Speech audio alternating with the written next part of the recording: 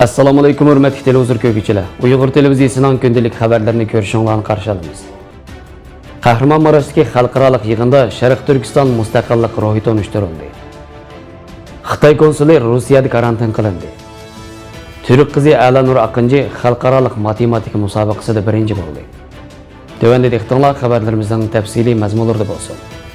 11 fevral günü Türkiye'nin Şərqi Cənub rayonuna joylashgan Kahramonmaraş şəhərində ötküzülgən İslam ve Türk dünyasında təcavüzçilərə qarşı elib verilgan körəşlər mavzuliq yığında Kahramonmaraş Sütçü İmam Üniversitesi oxutucusu Doktor Alimcan Buğda Şərq Türkistandakı müstəqillik ruhi temsil doklad bergan. Alimcan Buğda Uyğurlarning azadlıq, körəş tarixi musafirləri və Uyğurlardakı milliy mustaqillik ruhi qatarlıq məsələlər bo'yicha atrofliq to'xtalib, Uyg'urlarning 19-asrdan bugungacha bo'lgan mustaqillik kurashlarini bir qadar tafsili bayon qilib, yig'in ahlini Uyg'urlarning tarixiy va hozirgi mavjud masalalar haqida ko'p uchurlarga ega qilgan.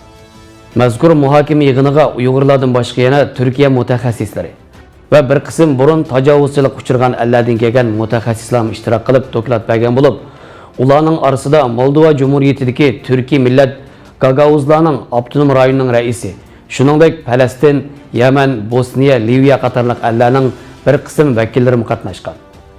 Doktor Alimcan Buğdaning aytishicha, bu yil Kahramonmaraşning ozod bo'lganligining 100 yilligi bo'lib, bu shahar 1920-yili Fransiya armiyasining ishg'olidan ozod qilingan. Ana shu 100 yillik xotir munosabati bilan bu shahar turli faoliyat o'tkazayotgan bo'lib, mazkur yig'inmi ana shu xotirlash faoliyatlarining bir qismi ekan.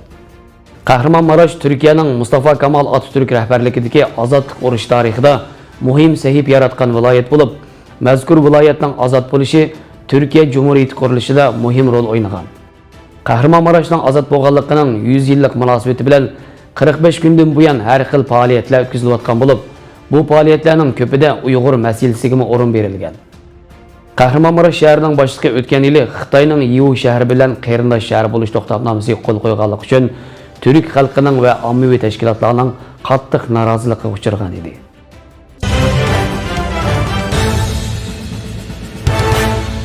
Reuters agentligining 12 fevraldagi xabarda aytilishicha, Xitoy hukumatı Rossiyaning Yekaterinburg shahridagi Xitoy konsulxonasining konsulligiga avatgan suyushav uchun vazifaga o'tirish uchun yetib kelganda, Rossiya taraf uni 2 hafta konsulxonadan chiqmay o'z-o'zini karantin qilishga buyurgan. Xabarda ko'rsatilishicha, Rossiyada tojisimon virusdan yuqumlangan 2 kishi bo'lib, yaqinqi mezgilda Xitoydan kelgan 150 kishi Rus va Xitoy birdek Sibiriya rayonida karantin qilinmoqda ekan. Yekaterinburg shahrining o'zida 100 dan ortiq Xitoy karantin bosqichi turmoqda ekan. Rossiya matbuotlarida navbatda virusdan qo'rqish xohishining bir qism joylarda Xitoyga qarshi kayfiyat paydo qilayotganligi diqqat qo'zg'amoqda.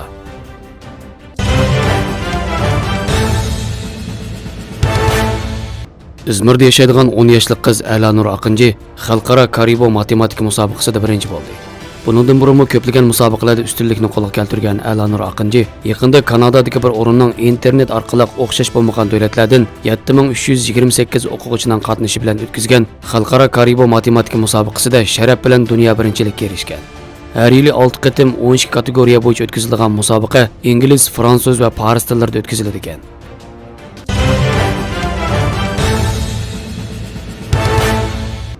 Ziri halqa Uyg'ur xonim qizlarining tarixdan beri yoqtirib taqab kelgan zinnat buyumlarining biri bo'lib, oltin, kumush va metallar bilan sap qo'yilib yoki turli yoqut, feroza, chash ko'zlar qo'yilib yasaladi.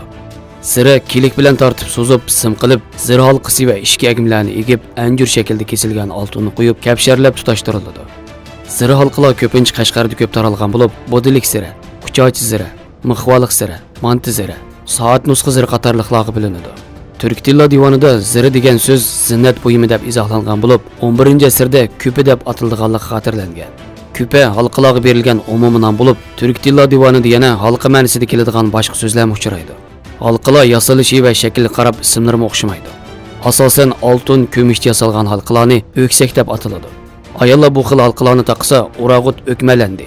Ma'nosi xotun zirlik bo'ldi deb ataydi.